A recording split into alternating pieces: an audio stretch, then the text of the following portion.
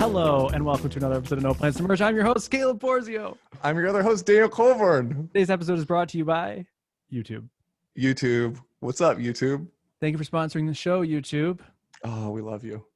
Dude. Yeah, man. So, developers, users, Listeners. we are putting out our first episode on YouTube because they sponsored the show. Yeah. Yeah. So good thing it wasn't Vimeo. Right. I know. Yes. So glad. So glad. So this episode is going to go up on YouTube, and we just did something really fun because Daniel and I, our goal in life is to not ever edit this show anymore. Like, yeah, I learned a whole programming language about that goal. Yeah. Right. Yeah. So, I mean, for real though, like every episode you listen to, I don't edit it at all. Actually, I just line up our voices and we record at the same exact time, so we don't have to line up like waveforms or anything. And I just line it up when the intro starts in my editing program, and then drag in the outro to the end and hit export, and we're good to go. So we're like, well, if we're going to put this on YouTube, like we can't increase our editing workload at all because this is just, how we do. So we just tried this thing we just came up with where I hit like record on Zoom, and then we played the audio over sharing my screen to the listener on YouTube, which will go in the video. And then we both hit our record audio at the same exact time. Whatever. Long story short, it's going to be two different edits, right? But neither of them will require additional work. Exactly. The Zoom video, it just comes out of the press ready to go onto YouTube. Right. It should just have the intro music in it because we just played it live. Yeah. And then the audio is the exact same amount of work it was before. Yep. And there is a theoretical world where using audio hijack set up correctly, like we could actually just not edit at all. Yeah, that's true. That's pretty interesting. Anyway. Yeah. Okay. I guess where you would have to do, you would still need to line up our two tracks. Right. But then like my track would have. But then you wouldn't need to line up the music or anything because we could use we could record the music live. If we're already doing that for the video, we could do it for the audio too. Interesting. Yeah, maybe. So I should stop my sound share because it's just taking bandwidth and we're not using it anymore, right? Right. I'm going to stop that. Hopefully nothing blows up. I don't think it will. Yeah. And then in the future, when I can export the outro music and then play that for the outro for the live Zoom call. Because right now we're just queuing outro music to silence. Yeah. I guess there's not going to be any outro music for this episode on YouTube. Yep. But that gives us something to build up to next week. Come back next week to hear the outro music. Yep. I thought of a good like ad for drawing our audience to YouTube, which doesn't matter. Like we don't actually care. We're not pressure. Officially, like we don't give a crap where. We definitely. Even unofficially, I don't give a crap. Yeah, right. Even unofficially, you don't. I don't. Okay. And so I thought, like, wouldn't a good ad for YouTube be like, I show you the most mind-blowing thing in the world, and we just talk about it. Yes. But like, you just react to it. So, yes, I have the most mind-blowing thing. Oh, this is great. I can't wait to react to it. Oh, dude, that is mind-blowing. My mind is blown. I'd like to show you something as well, in addition to that. Okay. You ready for this? Yep. Oh, he moved. I won't say anymore. That's incredible what I'm watching live right now. Okay. All right. This has been Visual Gags with Daniel and Caleb. Welcome to the show. Welcome to the show, audio listeners. Aren't you mad you missed out on that? Mm-hmm. Mm-hmm. Mm-hmm. Mm-hmm. Mm-hmm. Okay. So Daniel. How you doing, bud? I'm doing really well. That's great. That's what I like to hear. Yep. How are you, bud? Doing just fine. Oh, hey, I got a fun one. Just a super quick, like random thing.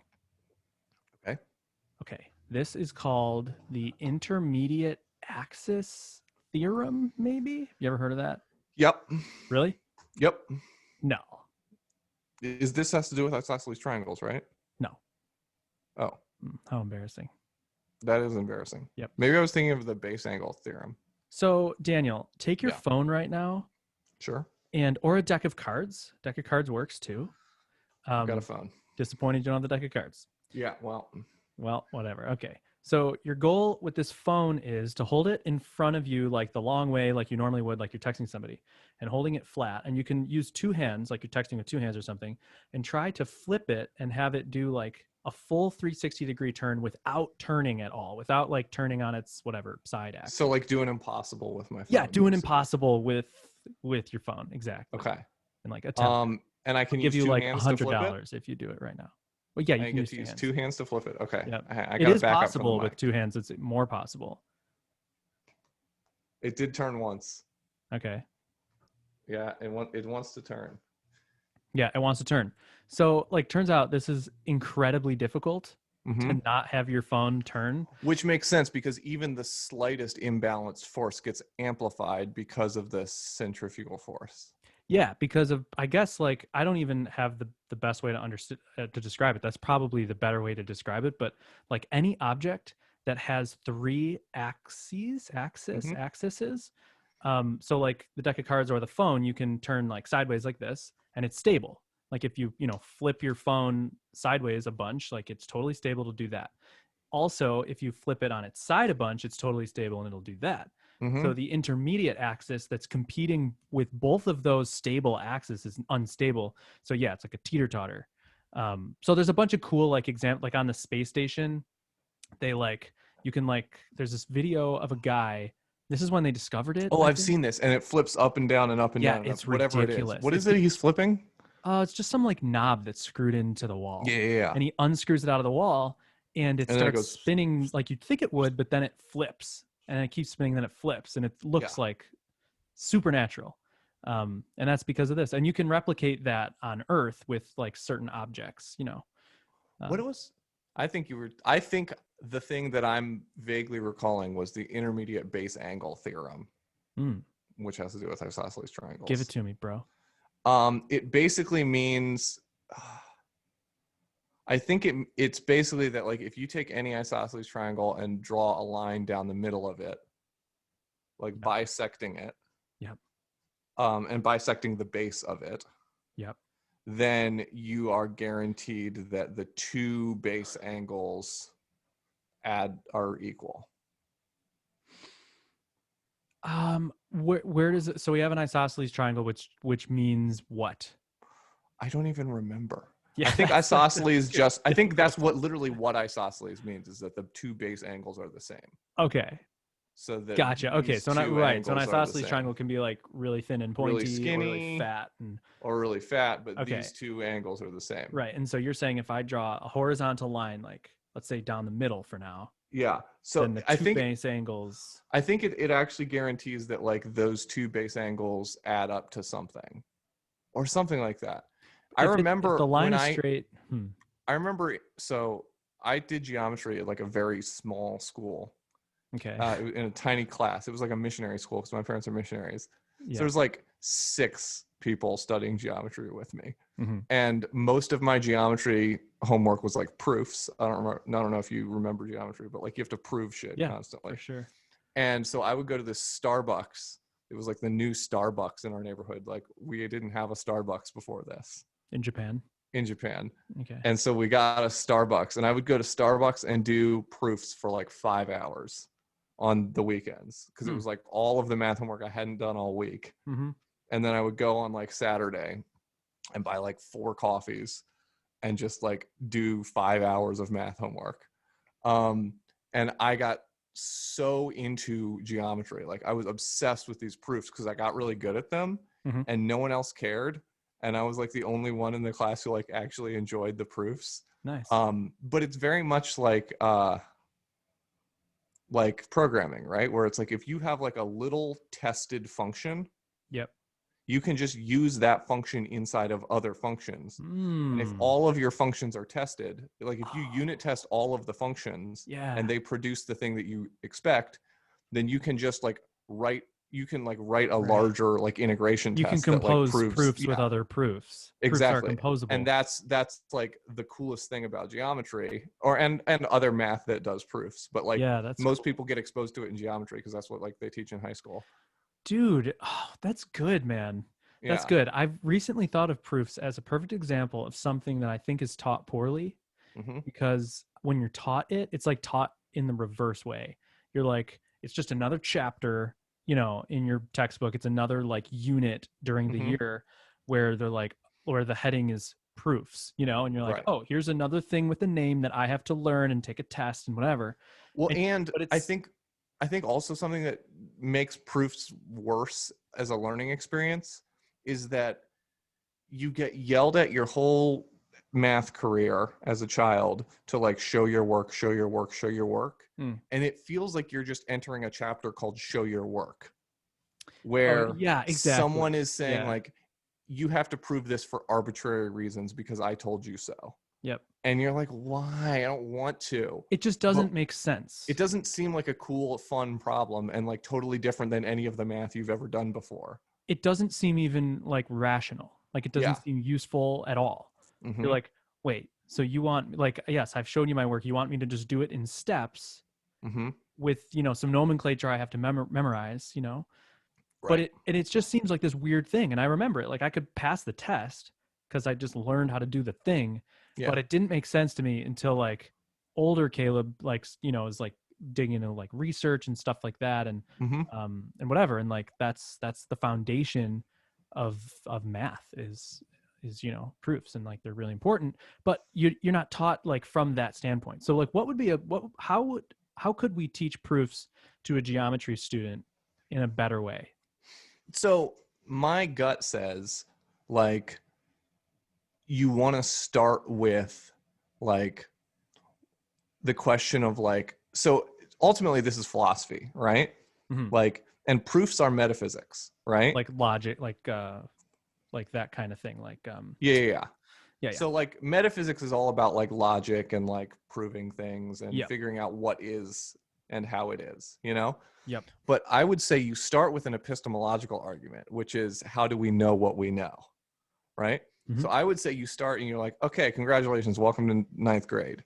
Like you have been taught arithmetic and algebra and like all these other like weird normal math up until this point, right? Mhm.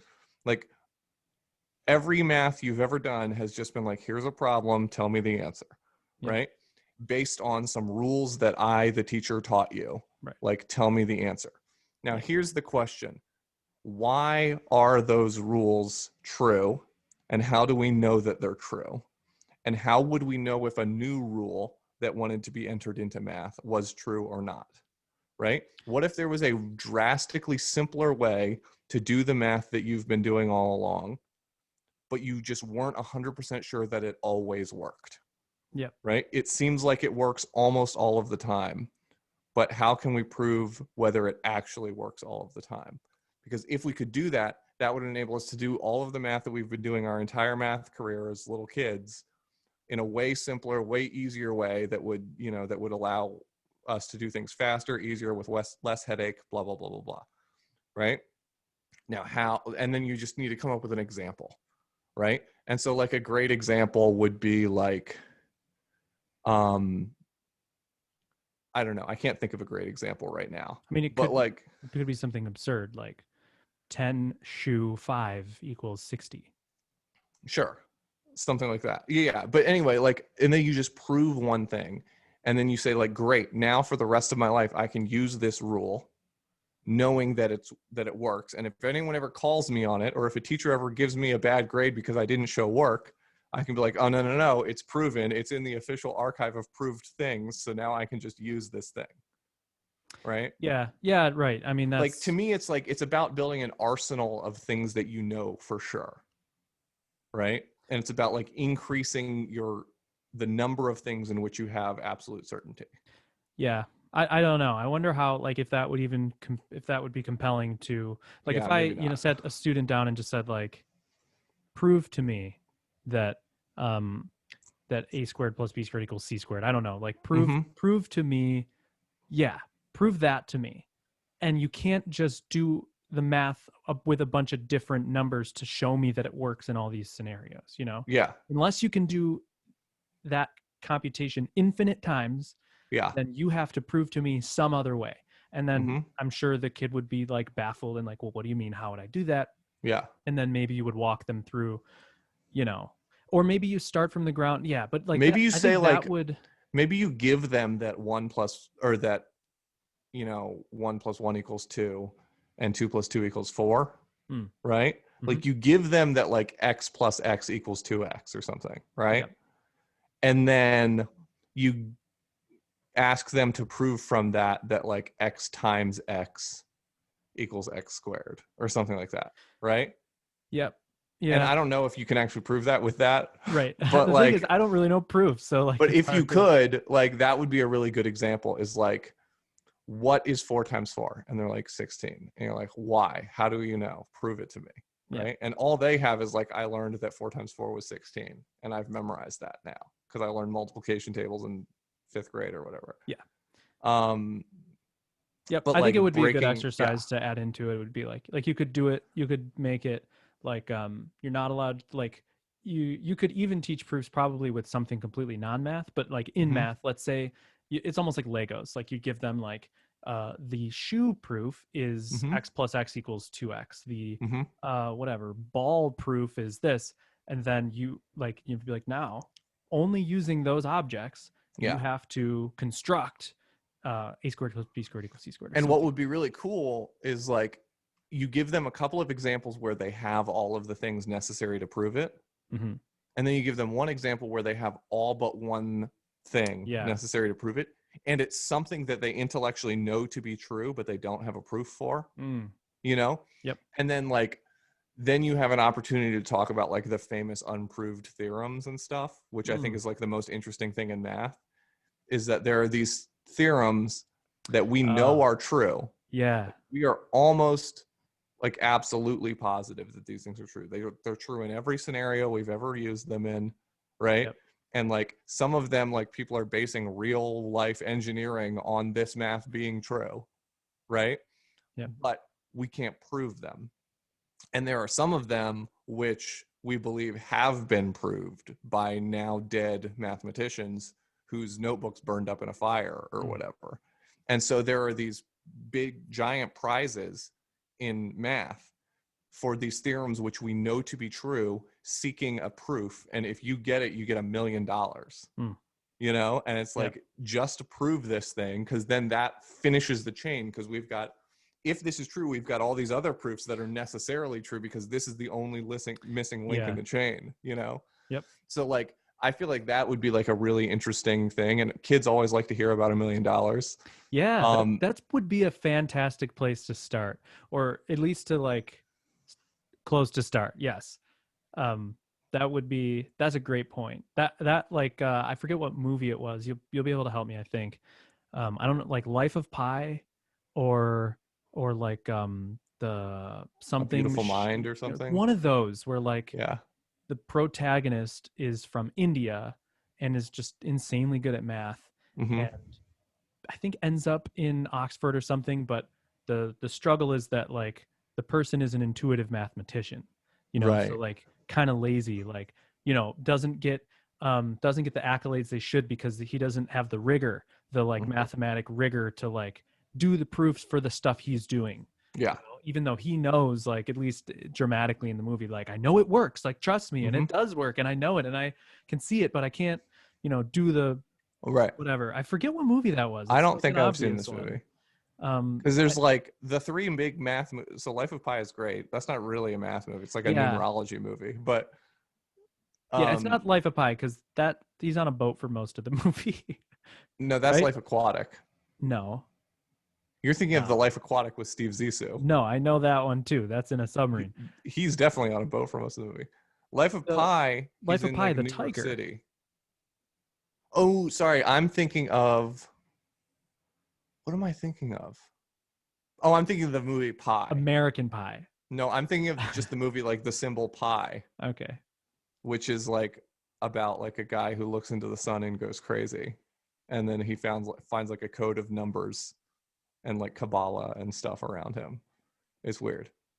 Okay. Um, yeah, go Yeah. watch Pi if you haven't seen Pi. It's a Okay. super All right. creepy, weird movie. Okay. So yeah, that's what's up. And so That is watching what's up. that, like maybe just like, dude, when we have our math class, just play that movie as the Yeah. start of the chapter because it's a Uh-huh. good movie. I don't even know the movie, but I know it's good. And there you go. But I mean, there is a risk then that you play that movie and then all of the students side with the Yeah, guy they're who doesn't like, do why proofs, do and we they're have like, to do "Fuck proofs." proof? Yeah, right. The kids are just like I- seeing stuff. It's like, yeah. but it's in my mind. That's good. You're right. Definitely not a Oh, good idea. dude, by the way, so you know the whole like show your work thing is mostly like to prove that you didn't just like look up the answers or get it with someone, get them from someone or whatever, Certainly. you know? Yeah. Um, Zoom classes and stuff online, it's like people cheating hard these days for sure, Mm. right? Like school is getting cheated at for sure. Ooh, yeah.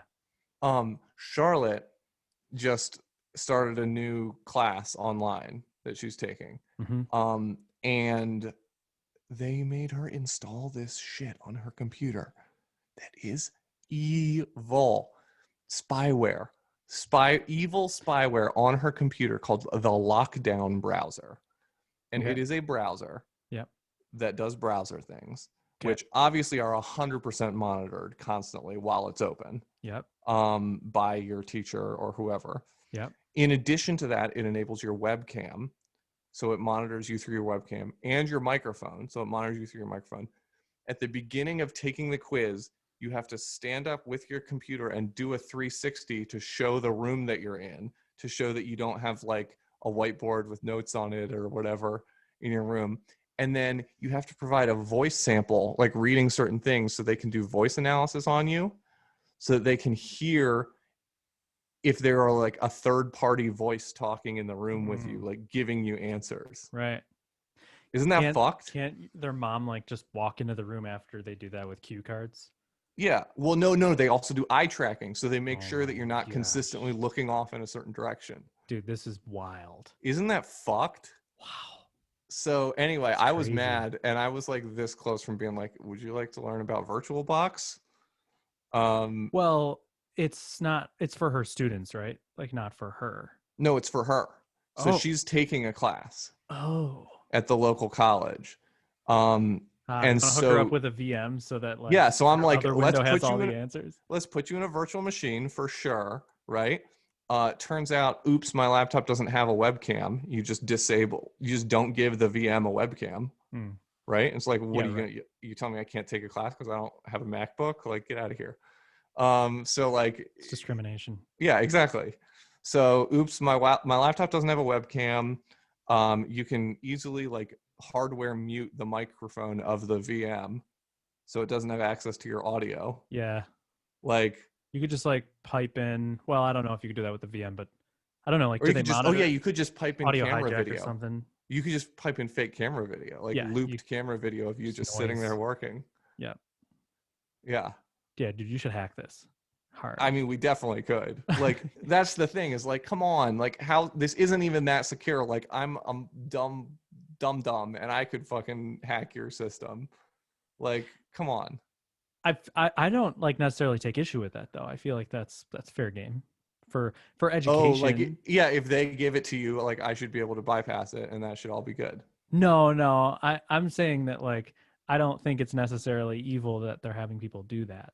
I think it is because like, what about the obviously incoming data breach where everyone's like voice samples and video of the inside of their house and all this stuff just gets leaked by some stupid company that's like holding it somewhere to make sure that you didn't cheat on your geometry test, you know? I suppose, but I mean, there's so many other. Yeah, I don't know. I guess Why that's. don't you do like a I little thought you bit were of more just saying like ethically, like invasive or something. I do think of that because like you have to give this thing root privileges for it to lock because it also stops you from opening other applications and stuff. Oh wow. Right? It like totally locks down your computer. And Yeah. while it's open, every other application is closed. Mm-hmm. You lose the ability to alt tab. You lose the ability to like command space. Like all of Crazy. your Mac features go away. And it's just Yeah. like you're a fully locked down computer. Like I don't want that. Like I barely want Dropbox on my computer. No, I get You you. know, I like thought I you don't. were saying that like it's like I mean invasive, not in technical terms. Like Yeah. whatever. But in technical, yeah, sure. Like who would want to Yeah, install that it's on like, their well, computer? and it's like it's a thing that already has permission to turn on my webcam, already has permission to do like to close apps and control applications and monitor all sorts of crazy shit on my computer. Yep. Like it's like a perfect framework for spyware.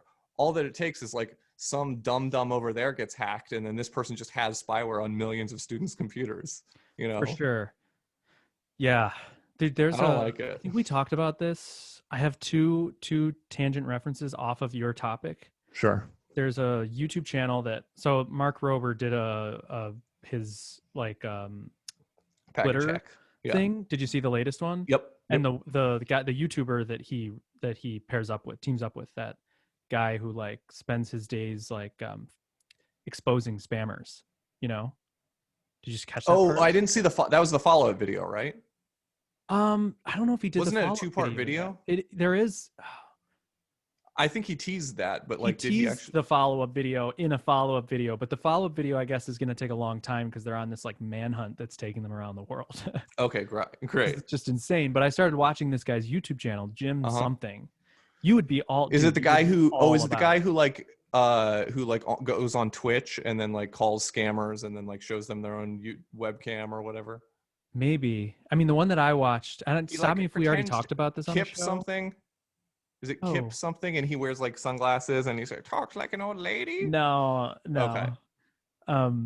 This guy, like, he'll bait himself. He'll get hacked, or he'll sign up for some scam, and he'll get on the phone with these people, and then they'll have him screen share his computer with like TeamViewer or something. And he has like a fake bank account and all this other stuff. Well, what they do. Okay, so this is what he does.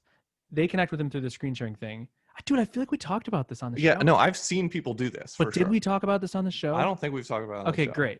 So either he's a genius and has some like hacky, crazy like thing to hack TeamViewer or whatever, or he's just like knows some feature that everybody can use that opens like a reverse screen control. So they can see and control his screen, but he can also see and control their screen.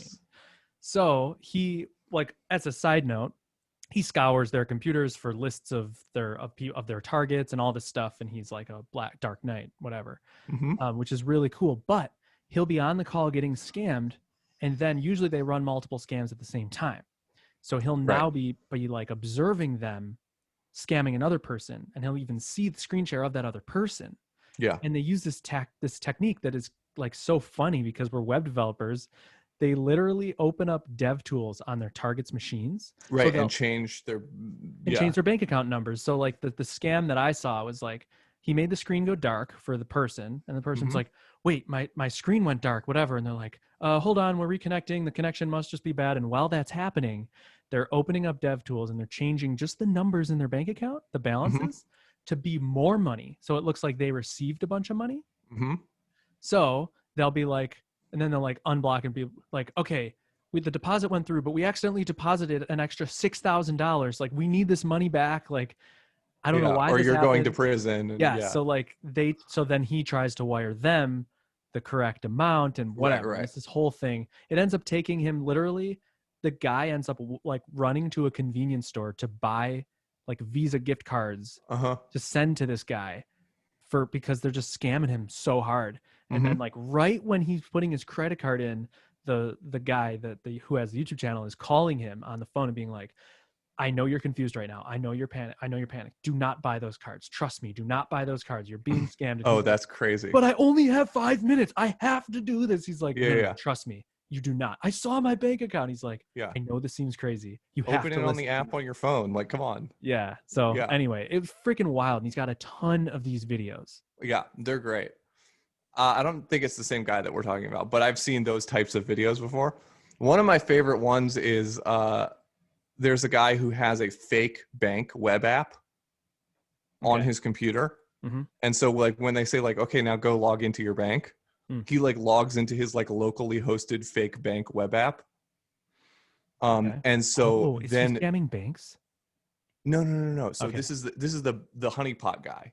Okay. The Twitch streamer, YouTuber guy Oh, has a fake bank account sick. Awesome. web app on his computer. Gotcha. And so the scammer says, okay, now go log into your bank. So he now goes and logs into his bank, and then the scammers like transfer money out of his bank account. Yep. Like by controlling his computer. Yeah.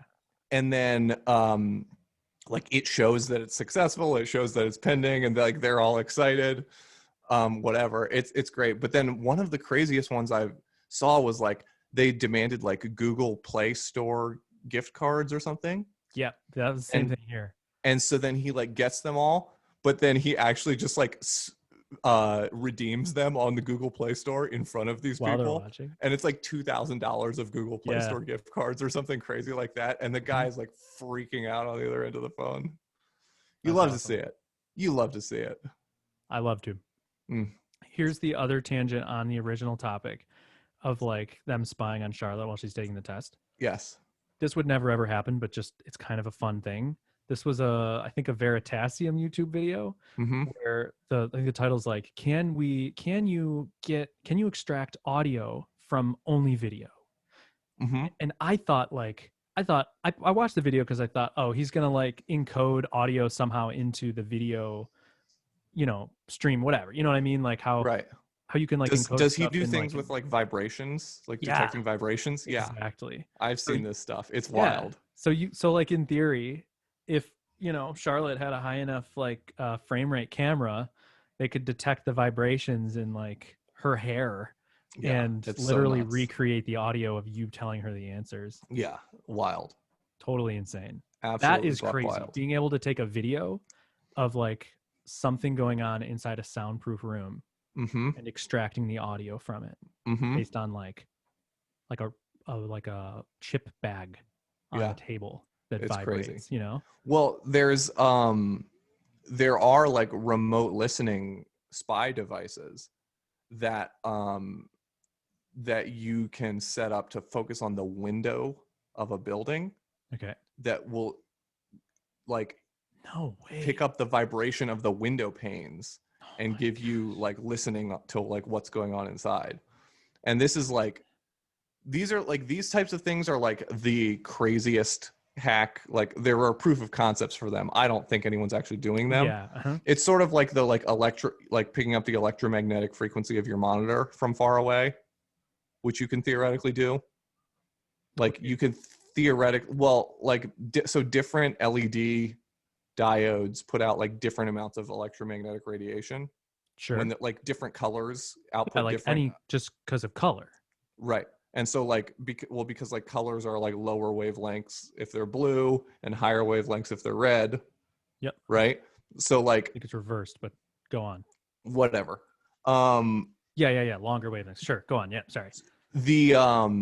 You could theoretically like there's some way that you could like take like an electromagnetic signature of like all the radiation coming off of a screen. Yeah. And like track changes in that over time to like figure out what is going on the screen. That's wild. And so that's another one that you can theoretically do without direct access to the computer.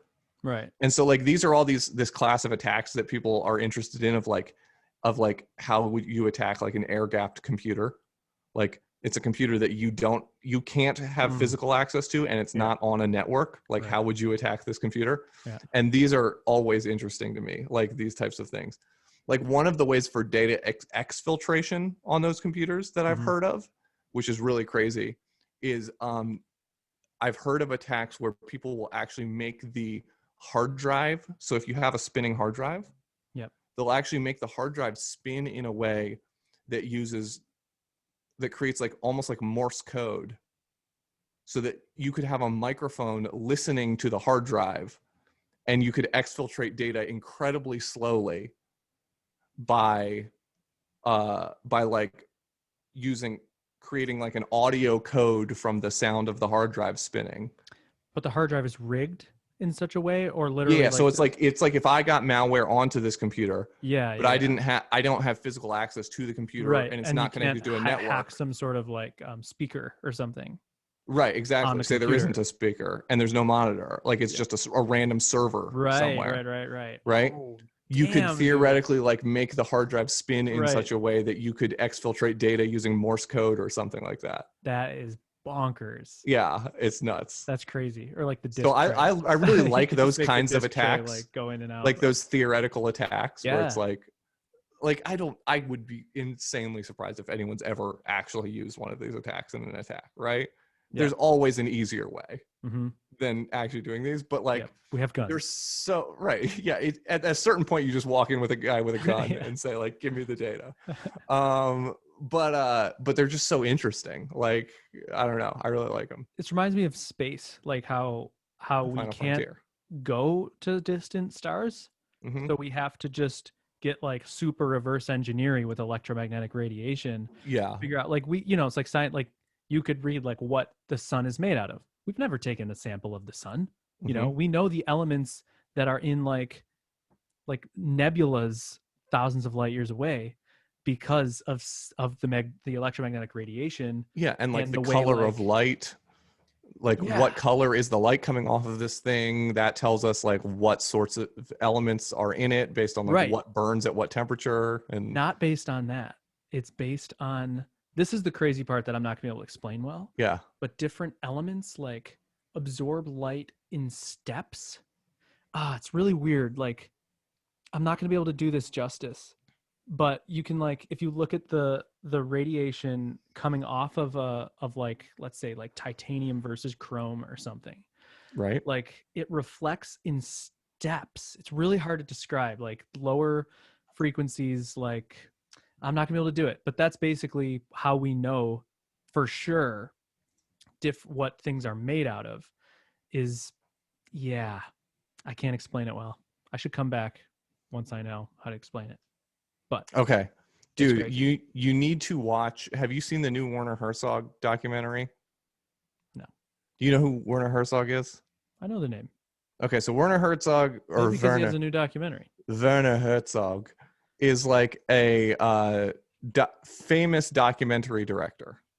Yeah, he he's the guy with He the did Grizzly Man. voice. Oh, really? Yeah. Oh, yeah. You seen Cool. Grizzly Man? For sure. Yeah, Grizzly Man is like the best. But Yeah. anyway, I love And Werner he's Herzog. in The He's in Mandalorian. Mandalorian. Yeah. Um, Word, okay. he's like one of my favorite dudes. Yep. The thing I love about Werner Herzog is he has a completely like he is a nihilist for sure. Okay. Right? He believes nothing matters. He believes like life is pointless and futile, and like every individual person's choices make no difference in the grand scheme of things. Yep. And yet he is like a huge fan of people. Like he is hugely into people and like very optimistic about humankind. He's just pretty pessimistic about any individual person. Okay. Right. And so he makes these documentaries and he never fails to include like one or two like weird little editorial positions of his that are like about like nothing matters or whatever. But they're so funny the way he does them. So in this one, it's called Visitors from Darker Worlds. And it's an entire documentary about meteorites. And going back to like the black stone of Islam that is like in Mecca that everyone goes to visit, which is definitely a meteorite from like pre-Muhammad that was already an important meteorite to a bunch of people. Yeah. And when Islam started, it was like incorporated as like an Islamic thing. Yeah. All the way back to like the rock that killed the dinosaurs to like people who collect micrometeorites now, and like the fact that like almost all religions have like some really important meteorite involved stuff. Oh, cool. Yeah. And like it's very interesting. It's a really, really great documentary, but there's this one moment that is just the most Werner Herzog moment where he's like, even the dogs. It's like, even the dogs in this small town are too simple-minded to understand that 75% of all species have already gone extinct. It's like, apropos of nothing. It doesn't have anything to do with anything he's saying. He just got a shot of some dogs and wanted to let you know that these dogs are stupid. And so they don't know that 75% of all species have already gone extinct. Now back to interviewing the scientist about a meteorite. It's great. You need to watch the documentary. It's very good. It's very beautiful. And like, you just get some of those Werner Herzog gems where he just says some like crazy buck wild shit in the middle of it. I'll have to check it out. You got to. I feel like I was just watching something about a meteorite impact, or how they something along those lines of how they've like how archaeologists have found like lots of human bones from different eras like in the meteorite crater, like um I don't know, maybe Oh, for weird. religious reasons or something, or maybe they, I don't know. But I Yeah. did learn yesterday that like why are meteorite impacts always circular? Because Mm-hmm. asteroids are not circles, you know, they're not Mm-hmm. spheres, and even on the moon. And so we would, you know, like test the atom bombs in Nevada and whatnot, create these perfect circles from, you know, atom bombs. And you would think, but the impact of the atom bomb, they used them like to train people for the moon landing. Yeah. They're just like the whatever, the craters on the moon. And the reason that the atom bomb, and so they could actually use like what the atom bomb did to the earth to basically mirror and verify other craters as left over from a meteorite, because the meteorite like enters the earth, but it's so hot, it's like multiple kilometers per second, Mm-hmm. that it like melts a bunch of stuff, and then all the heat builds up, and then there's an explosion outward. So it's not like it just like displaces all of this earth, Mm-hmm. that it like cuts through the earth, and then And all then the heat creates an creates a massive explosion. explosion, Gotcha. which I thought was kind of fascinating. It is. So on meteorites, there you go. Yeah. But I definitely got to watch this documentary. There is a lot of meteorite stuff in this documentary. It's pretty cool. Did you know that there's people who sit up 24/7 with telescope, like a giant observatory telescope, and they like work 24/7 shifts, just like keeping an eye out, making sure there's not a meteorite about to hit the Earth? Oh, I mean, that makes sense. So that's funny. Are these people like there's all the like asteroids that we know about? Mm-hmm. What's the difference between, is it like is it like I think it's a asteroid meteor. It's a meteorite once it enters the atmosphere. right? But what's the difference between like a meteor and an asteroid? Is it just I think like it's a, a meteor once it enters the atmosphere. and then what's a meteorite? It's just a Touchdown? smaller meteor. No, I don't think so. You don't think so? Okay. No. Maybe I'm wrong. Let's see.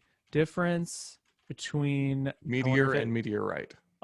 difference between meteor and fireball is number 2 when you type in difference between Okay. meteor and meteorite. Meteoroids enter Earth's atmosphere at a high speed and burn up. The fireballs or shooting stars are called meteors. When a meteoroid survives a trip through the atmosphere and hits the ground, it's called a meteorite. Okay. So it's a meteor before it hits the atmosphere. Then it's an oid while it's in the atmosphere in the undetermined state of whether it's going to make it or not. And then if it does make it to the Earth, it becomes an ite. Yeah, I think it's meteoroid, then meteor, then meteorite. So Oh, I difference see. between meteoroid and asteroid is the large body in space in orbit around the sun. Meteoroid are much smaller rocks or particles in orbit around the sun. Okay, whatever. I think meteoroids are smaller than asteroids. Okay. Whatever. So what were we talking about? One of these.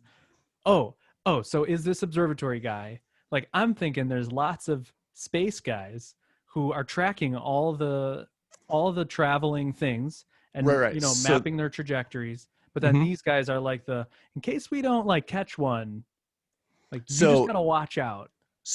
there's like interesting things that they're looking at, right?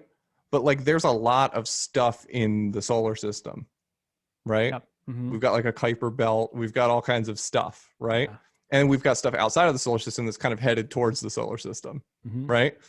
And so we need to basically be able to like prioritize like things that are kind of headed our way and are big enough that they could do something to us, Mm-hmm. right? So like there's lots of people looking at lots of things, but these are the people who like catalog them in a list of things that could theoretically be threats to Earth, Gotcha. and like which ones are most realistic, which ones are closest, which, you know, Yeah. and do all of that. So when they see a new thing that like meets their criteria, and it's interesting how much of this process is manual. Like a lot of it's automated, Mm-hmm. right? So they basically take like 4-frame videos. So they take like 4 shots of these things, Mm-hmm. and based on that have enough information about speed and trajectory and stuff to like Interesting. figure out where it's going. Wow. And but like their automated detection only like doesn't like catches some false positives. So they actually have like a guy whose job is to like go through all of these like 4-frame groupings and be like, is this actually moving towards us or not? But they interviewed that guy, and Charlotte was immediately like, I trust him. He seems diligent. Really? Okay. Which is cool. He just wakes up every morning in Hawaii and like looks at it, you know? That's crazy. It was crazy. Like I think the Oort cloud is the word for like the outermost layer of our solar system that is loaded with all these, very long orbiting things that we don't even know are in orbit because maybe we've never observed them in our entire written history or whatever. Like comets come from the Oort cloud, I think. They're Mm-hmm. just on this like massive elliptical orbit around the sun, so they only like come near us every Every so once in a often. And so while. the Oort cloud is like the outer bound of all the things elliptical orbit. So there's all this Mm-hmm. crap that like we Yeah, just just like space super junk. unpredictable that we may have Yeah. never seen that's just going to come flying towards us. Yeah. That's pretty wild. Yeah, that's pretty wild. Yep. Yep. Yep. Yep. Yep. While we're Yep. just Yep. YouTube tangenting, Mm-hmm. this guy you're describing who just like wakes up and stares at the sky to make sure that there's like a So there's the guy who wakes up and checks the work, oh, of the and guy who's he's sitting different. there. He's like a work from home guy. Okay. And then there's these two people who they interviewed who work the night shift together. It's like an old man and like a woman in her like mid 30s. Okay. And they're like the duo who sits up all night in Hawaii watching the sky. That's crazy. Yeah. That's crazy. In this, there's a similar vignette in this like little video that we're making here of a guy in like Pacific Northwest who sits for 12 hours a day next to a river, fairly small river, and watches over a little herd of steelhead fish What? in this little pool because it's a spot that like if basically they tried to restrict it from fishermen and everything because it's like the safe haven for steelhead when they're coming in from the ocean, Right, right. and it just gets overfished, and then when they banned fishing it got like poached and they couldn't prevent it because it's literally this hole of the best steelhead in the world and like 200 of them that you could just like you could probably like Just reach in with a thing. So he just took it upon himself to be like, this is So he only going just to work sits if out there there's with a shotgun or whatever and just like makes sure. he just sits out there with like a book. He'll like be reading a book or just notes. He just writes notes about the steelhead. Oh And my he god. sits there for 12 hours a day in his little tent on the bank. He's got a And he has a tent. house, like not a house. He has a trailer, like a little bit up ways, and this is what he's Is it done like for an like easy up a tent? ridiculous amount of time. What's Or that? is it like a camping tent, or is it like an easy up tent with a chair under it? It's like a tarp type deal. Like it looks like Like a a little lean-to or outpost, something. Yeah. sort of. Yeah, and he's just got a desk with a chair and a pen and a book, and he does Like a stall at a farmer's market kind of. Yeah, yep. Yeah. And he does That's it an every easy up. day. Yeah, that's awesome. Okay, gotcha. Yeah, Yeah, yeah. isn't that wild? It's great. I Just love it. like took it upon himself to be the So he just protector sits of the there steelhead. and so what does he do when people come a fishing? He just tells them to move on. Yeah, probably. And people And come. You can observe it, so it's like on a path. Like people come and just like hang out and talk to him. He has a dog, that's cool. but yeah, And so, has he ever had like confrontations I don't where know. people try and fish anyway and he has to He didn't like get mention it in the brolic with them? video. Oh, Yeah, I think it's one of those like Patagonia videos. yeah. Oh, it's like sponsored content. Like really nice looking, beautiful. Like Yeah, yeah, yeah. And he's like wearing a fleece the whole time. yeah, right. Like, but he's not that guy, so maybe it's not. Yeah. But What yeah, kind of guy is he? A Werner Herzog type guy. Okay. He's an old German man who doesn't Yeah. see it. Yeah. Yeah, yeah, That's Deke. great. Yeah, so that's that's what we got. Yeah. State of JS, Deco. Yeah. Oh, yeah. What, how many people have heard of Alpine? Oh, I don't know. So you don't have results back yet? Oh, I think so. I don't actually. The only thing that I've looked at is the picture that shows all the JavaScript frameworks and their little like lines. Oh, I haven't even seen that. Well, you haven't. So I filled out the form. I said that I had heard of Alpine, Okay. but I haven't seen results yet. How do you see State of JS is awesome, but man, it's like Yeah, what's going pretty on involved. Like, okay, you can hit view results. All right, Where's view so results? technologies. It's a big button on the page, and then front end frameworks. Yeah, so there's like the big main thing. Mm-hmm.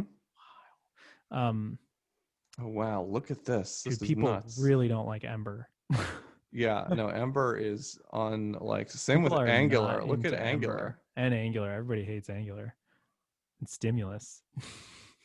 Where's Alpine They on don't hate here? I Stimulus, can't but they find don't it. love it.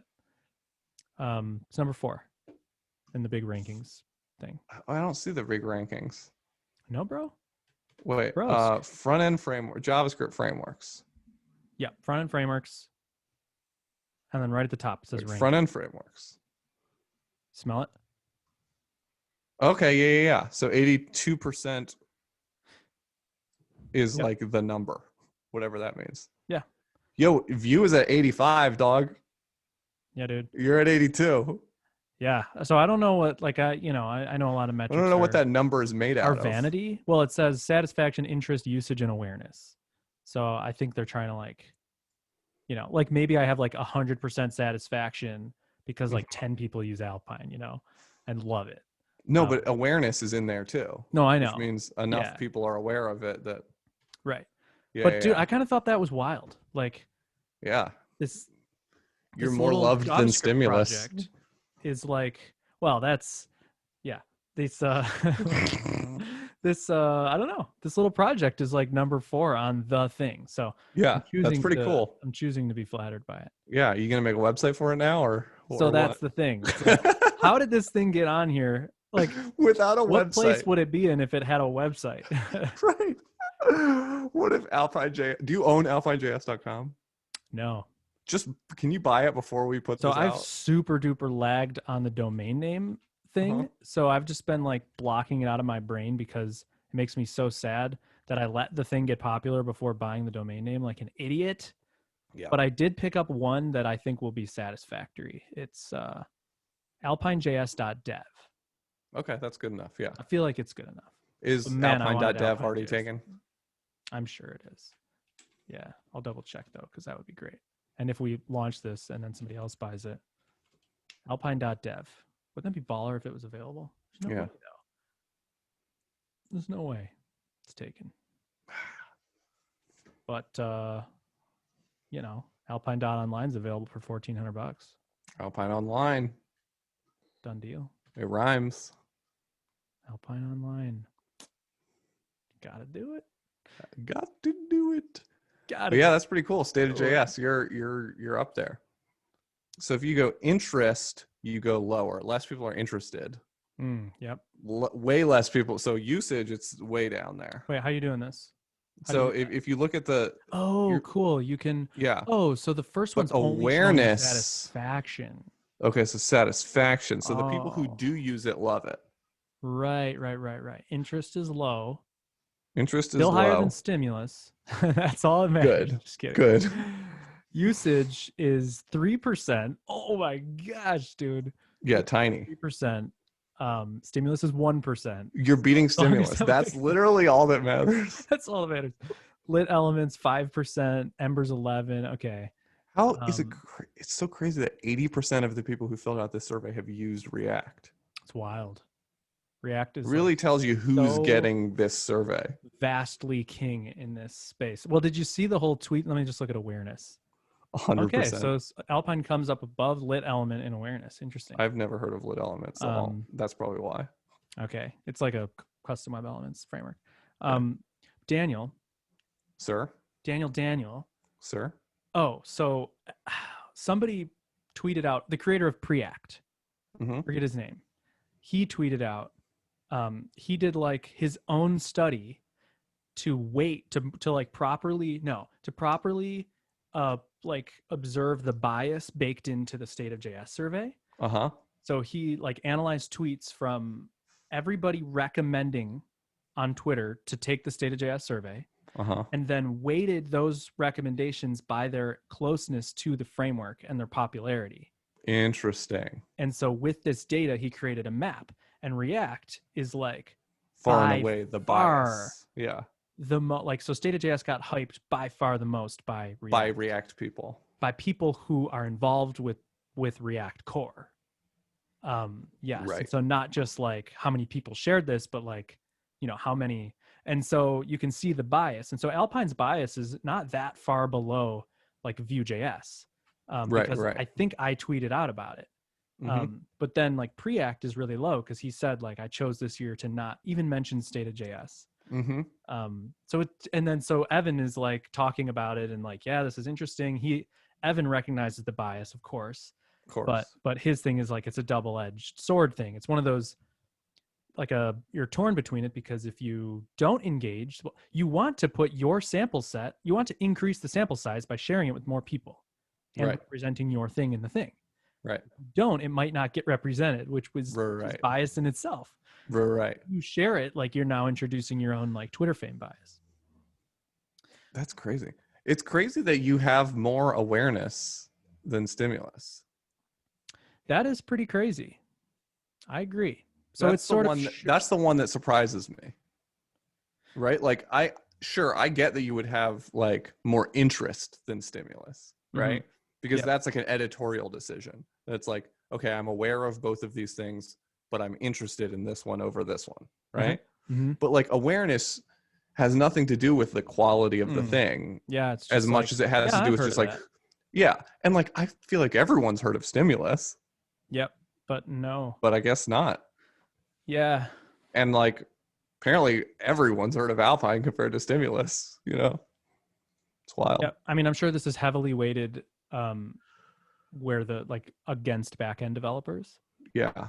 So it's, I imagine like, you know, if there was more back-end tech. All right, Caleb, now we have a really important question to ask ourselves. It's a possible hypothetical. Hit me. What are your interest and awareness numbers if you don't do JS Nation Live? Oh, I don't think, honestly, dude, you're joking, right? Yeah. That's funny. For the listener, I did a thing where they told me we did a whole episode called JS Nation Live. Heart. 25,000 live listeners, viewers. There were like 300. So yeah, wasn't that? Yeah, I mean, I'm JS sure. Nation, not I so bet live. Tailwind UI has a pretty good. Tailwind UI has definitely got some help. You clout. had some good podcast appearances and stuff where you the changelog podcast probably helped a lot. Yep. And then didn't you? Who else? Someone else wrote you up somewhere. Oh, I mean, Alpine Smashing. You had a Smashing magazine thing, did an Alpine article, and yeah. So I think this is a message to me that like this okay, it's time. Like it's time to take Alpine seriously. Time to take it to the next level. Like I take it seriously, but you know, yes. Yeah, you know, but take marketing of Alpine seriously. Exactly. Like actually market it more than. Do we know yet whether the Shop Talk showed people know about Alpine? They do. Have they talked about it? I'm pretty sure that they've talked about it, and somebody sent me a link to it. Because that's like so big. If you got on Shop Talk show, then like you've like realized cool all of your own dreams. On and talk to them for sure. That would be the most baller thing in the world. Because like Jake Bennett sent me. What were we, like 19 or 20 or whatever when we started listening? Maybe 21.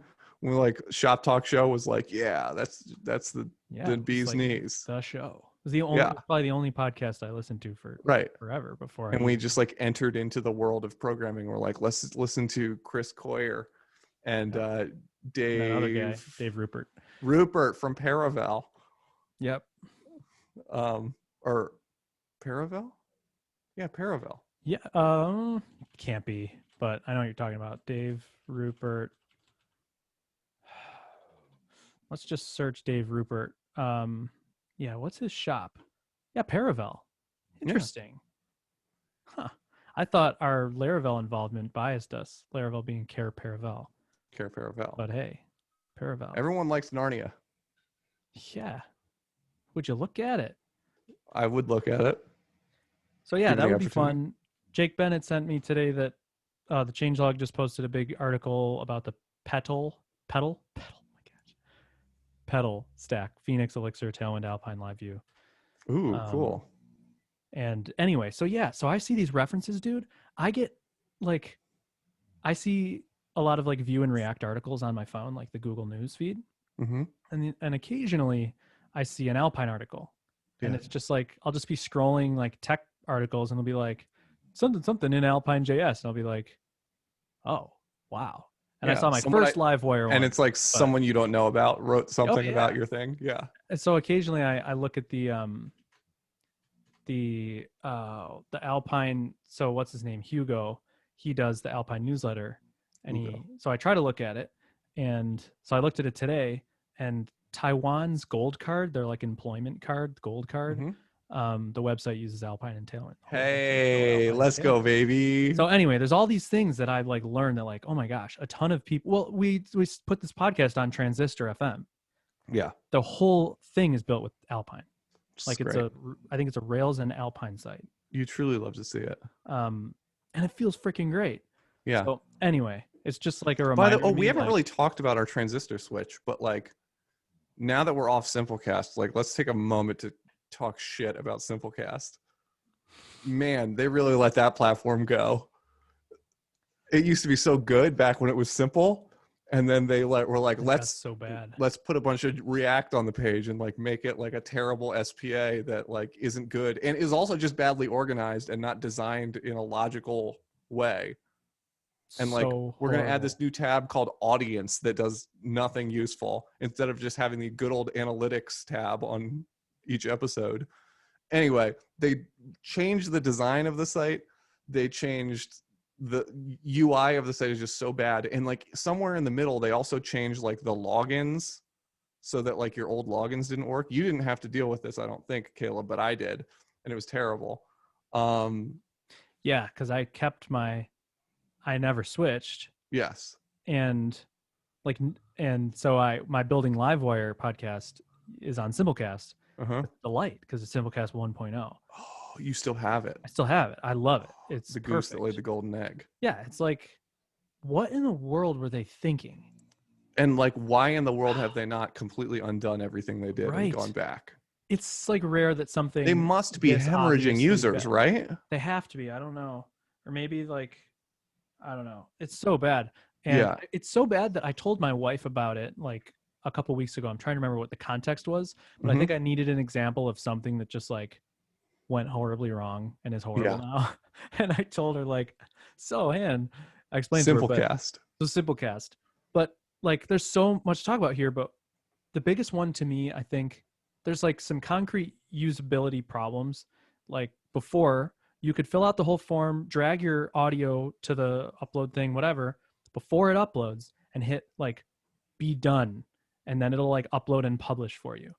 With this new Simplecast, you have to wait for the upload before you can press the button. Right. And you can't publish it until the audio is processed. Which is so stupid. So you have to wait on this page until your audio is done being processed. Instead of like uploading, pressing publish when finished, and then going out to dinner. Yes. Yeah. So that's really stupid. Which, if we know one thing about Caleb, it's that he likes to be done as soon as possible with the podcast. Yes, it's very true.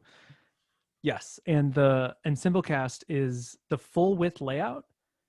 I hate full width layouts for anything, period. But this one is particularly frustrating. It just feels like you can't see anything.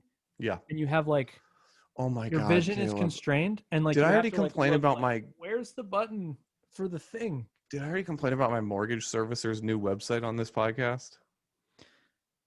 Are we finished complaining about Simplecast? No, not quite. In addition to all of this, in addition to all of this, they now like you're always in context of one show or another when you see everything, and so like there's like a drop down at the top where like you change which show you're controlling. Yeah. And it's like super bad and weird. Like that's the only other complaint I have. Honestly, and so like Transistor. Like there's not a link to the shows page. Yeah. That's what I'm saying. Is like you have to just like use this drop down to navigate shows. It feels way too like blown out context. Like yeah, I have no idea where I like. Honestly, what I want is just like some breadcrumbs at the top of the page that show me like where I am in a tree navigation. I don't even need that. Yeah, but like. Yeah. If you're gonna put me Simplecast, there's literally you're gonna put me like 4 pages deep into something, at least give me some breadcrumbs and a tree navigation and like navigate it in a traditionally understandable way with like a collapsing navigation with sub navigations on the sidebar. That's how people navigate complicated websites. If you're gonna make this website complicated, navigate it in a traditional way. But no, we're going to make it complicated and invent a whole new navigation paradigm that you've never seen before. And you'll have no fucking clue where you are at any given point. Anyway, that's all I have. Now I'm done. It's like this, like I could see the meeting where like they think it's an improvement because they watch something about like designing by like based on experience. Like don't just design things where like every page and feature, put it on a list in the left and then have the main body on the right. Like no, design your thing based on the actual flows and experiences of the user, their use case. So like what's the primary use case? Looking at analytics. So why don't we just show them all that and then You publishing know that? what? Looking at analytics is not the primary It's use not at case, all, though. but I That's just said the that because thing. that's the The first primary thing they use case show. is upload a podcast Uploading and the walk friggin' away. podcast, yeah. Yeah, and like you don't do that. So, but anyway, so I think this is a testament to like, I'm even thinking about this with the Livewire docs. Like, I think this is how the Livewire docs go wrong a little bit. That I'm going to try to do right on the Alpine docs, Yeah. and then the Livewire docs, is like in reality when I'm going to the docs to look for something, the docs, if they were written in such a way that is written for somebody to consume and understand, like if you write your documentation so that it's almost like a huge blog post where you're like a huge tutorial that like introduces one thing at a time so that nothing like references something in a different order, like it makes sense for if somebody's reading it as a comprehensive piece. But really when you're coming to documentation, it's hard to like quickly get to the piece of information you need. yes, and the thing you most know about what you need to know is the API it's related to. Yeah. So like you want, but really you should be looking for like, oh, how does wire model something work? So you want a little link that shows wire colon model, not something Caleb, that says data binding. Can I tell you my great success? You know, you ever have something like in your browsing history that comes up as the first result when you start typing something and you don't want it to? Yeah. And you're just waiting for the day when the thing that you want replaces it. Oh yes, and you just try to like vote for it over and over. And over. Yeah, and I know there is a Totally. way to like remove something from it, but This is Tailwind UI versus the Tailwind docs. I can't get to the normal Tailwind docs because anytime I type UI. tail, I get to Yep. Tailwind UI. So if I type VAL Okay.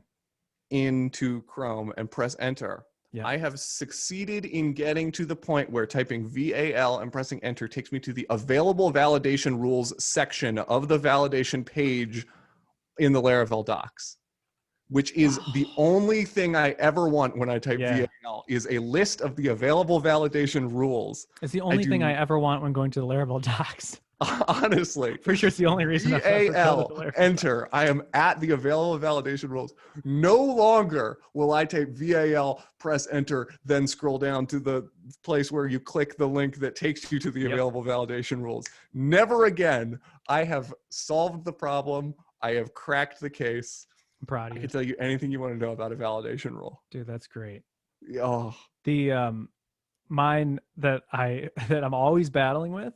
This is, you could tell a lot about the future about a person by what they're battling with. Yeah. if you type in GI, if you open up Chrome and type GI into Chrome, what does it fill for you? GitHub. Oh, what? Probably. Let's see. Yeah, github.com/internatchy/www/polls. So it takes me to the pull request page. You want to know what someone does all day? Type GI in their browser. What a developer does. So right now mine is Livewire. But at different times, it goes back and forth between being Alpine and Livewire. But see, the thing that I was thinking is, I know that you've also had some gastrointestinal issues. So I was wondering whether it would be like a GI doctor or something. Yeah. But you know what I'm saying? Like, you just wish that there was an override. Dude, there probably is. There is, but but it's like a fun little like subtle thing that like you don't. Yeah, well, like and like 99% of the time, the system works as intended, and you have the right result. TW. So it's like. Yeah, exactly. TW. I don't even need TW. I don't think. Let me see what I probably don't either, but T gets me there, dog. I think I do TWI enter. So here's what T does. If I type T, the first result is twitter.com. Then it's Internatchy. It's my local dev site, which is www.test. So it's twitter.com. Then it's www.test. Then it's Tailwind CSS, and then it's HTTP tests on the Laravel docs site. Which is what you want. That's the order I want those things in. That's good. Twitter first, then work. Yeah. Yeah, it's good, Deke. So Deke, we have to plug Transistor. We have to finish the story and explain that Transistor is everything we wanted out of Simplecast. Oh my God, it's so much better. It's fantastic. And So it's a much better. testament to me to like, who gives a crap about your SPA? Like Tailwind, sorry, Yeah. whatever it's called, Transistor has full page loads. Yeah. They're fast as can be. Yeah. Everything is rock solid. Rock solid. Full form submissions. Rock solid. Like rock solid. The app is rock solid and it's fast and usable. It's like, And then like if they wanted to get to a world of SPA, that should be a progressive enhancement from where they are already at. Yeah, totally. Instead of like, yeah, if you want to make the page loads instant and not show a loading wheel, great, do it. Who cares? Yeah. I don't care at all. It's not going to affect me one tiny bit. Right. But if you want to, well, I mean, it will affect you a tiny bit because maybe tiny bit. You like to do so little interaction with uploading a podcast. Like it'd be so good if if uploading a podcast was 5 seconds faster. That's better for you. It would be like 10, maybe like 40 milliseconds faster. Sure, maybe. Yeah. 100 milliseconds faster. So if you type TR right now, what happens? Probably Transistor. Yeah. Oh, but so like TR is Trello. I get dashboard.transistor.fm. So what I need to get to is dashboard.transistor.fm/shows/no/episodes/new. That's where you want to get. Word. So that you can just type TR and be there. Dude, look at that URL. It's so well formed. It's such a good URL, dude. It's just like Transistor was just written by, I mean, I know the fella who wrote it. People who aren't psychopaths. Yeah. Why am I blanking on his name? Houston Jackson? No. His partner. Oh, Jan? I don't want to suggest that Justin Houston didn't and write Jan? it, but yeah, John Buddha. Jan Yuda? Or John Buddha? John Buddha. Brother. But yeah, like, dude. Yeah, it's no, so it's here's the thing about like bootstrap SaaSes, and this is something they never tell you in business school. You would think the fact that all these companies have like all this VC money to spend on programmers and designers and product managers and user experience testers and analytics people and, you know, growth hackers and all of this stuff. You would think that all of those things would lead them to create a better product, when in fact it leads them to the valley of the shadow of death, from whence are birthed terrible products. And it's just like, that's the thing, is like Simplecast was good and then they got a bunch of money to spend on making it better and they made it worse. That's exactly what happened. You know why Transistor is good? Because a person with feelings and empathy in their heart built it, right? Yeah. Simplecast, the current iteration of Simplecast, was not built by a person with feelings and empathy in their heart. It was built by a system and a machine, right? The machine of growth hacking and analytics and conversions and ad sales and all of this machine built this website. And that's why it's a shitty, bad website, because machines don't have empathy, and I do. So I want to interact with the website in the way that someone who like uses websites sometimes like thought this would be a good website, right? And I'm not like opposed to this whole thing of like, oh, you should like design by measuring, right? Like this whole like sort of Google design sprints book style of things where it's like, okay, well, like have a user testing and like watch a user use the website and see what they have trouble with. Sure, do that. But like you have to start from like a sane baseline where it's like, I am a person with a heart and fingers who uses the internet with my heart and fingers all day.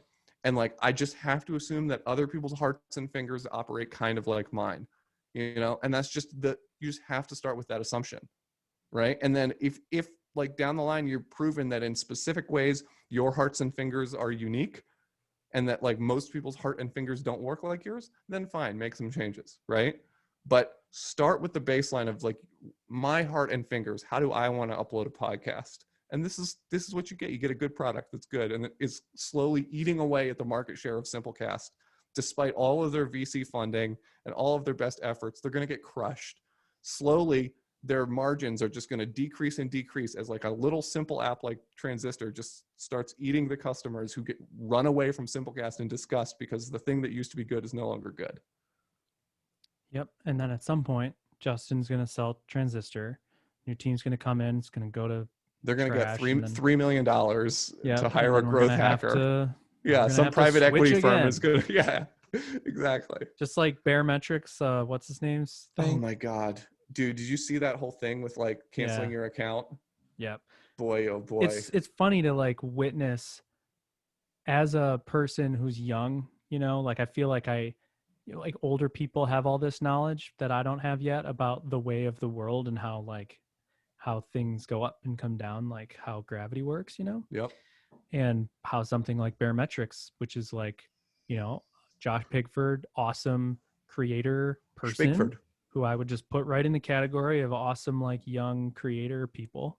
Mm-hmm. Um, and then sells his thing. Great buyout. Awesome. Like get all Congrats the on your money. 3 Like, million bucks or whatever. yeah, good for you. That's great. Yeah. And then all of a sudden he's replying to somebody else complaining about Barometrics being like, yeah, that sucks, dude. Like, it's like, whoa, crazy how this is how it works. This is how it works. And I think Yeah. you see it with every, I think it's also like on a really macro scale, just a very natural, like, when you have like if you have like a heater, like a Bunsen burner under like water, how like the hot water will rise up, but then it'll cool down, and then that cool water will be heating up. So it just Mm-hmm. is this Mm-hmm. like, it's just like that. It's like, the thing goes up with ideals and heart and soul, and Yeah. then the money happens, and then the big boys get it, and then it comes down with you know Well, and this is the thing, and like the ultimate thing that I think is really important, and like Justin actually just tweeted something about this today or yesterday, where he was like, "This is the exact type of thing that makes me not want to talk to investors," and it was the like, Barometrics thing. no, it was a different thing. He tweeted like a picture of Oh, like I saw a that. Google Yes. form where it was like, where did you go to business school? And the Yeah, options are like yeah. Columbia, Yale, Oxford, Yep. And it's like, this will not impact your ability to be funded, but may impact which investors want to talk to you. Yeah. And it was like, boo, get out of here. But like the thing that this reinforces to me, and that I think it should reinforce to everybody, and like if there's one takeaway from this, don't let it be any of the cool stuff I said about like designing with your heart or anything.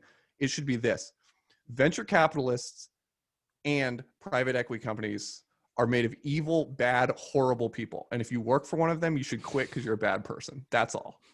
Wow. Kevin Rose is one of those Has guys. become a bad person now. Yeah. Really? Yeah. If you become a Daniel. venture capitalist, you're bad. Wow. Yeah. Daniel. I Naval. know. This is Naval? really going to hamper my Naval? ability to Naval? raise funding later in life. Yeah, right. We Ah. won't make this one of our like little Yeah, we'll make this a Patreon YouTube episode. like video bits, Yeah. like our Joe Rogan 3 minute. Yeah. This won't be one of our This will be one of promo those. clips. This will be buried in 3 hour special. Don't worry, Justin's gonna clip it anyway. Just to... Yep. uh, Yeah, he will clip it. Clip he will. Justin. Clip this. Clip this, Justin. Ah, we've been going for a minute. Yeah, a couple of them. Couple of Should them. we cut it? Yeah. Well, I mean, do you have anything else to say, or I don't know. I wouldn't want to cut it for no reason. Yeah, no, you're right. You're right. I mean, okay, like random cool thing I just saw. Okay, let's talk about 3D stuff. Okay. Did you do any like 3D stuff ever? I'm sorry, you're gonna have to be more specific. No, like 3D glasses and stuff. Like have I watched a 3D movie? Is that what you're asking me? No. You ever like done anything with Blender or 3ds Max or anything like that? Oh yeah, a tiny bit. So when I was a kid, I was really into Star Wars Jedi Knight 2 Jedi Outcast. Okay, which was a great Star Wars video game on the computer that used the Quake 3 engine. Okay. And I made skins for it. Cool. So like there wasn't like a Darth Vader in the game, so I like made a Darth Vader skin for it. Cool. So like, how did you make the skin? So I actually found by hand.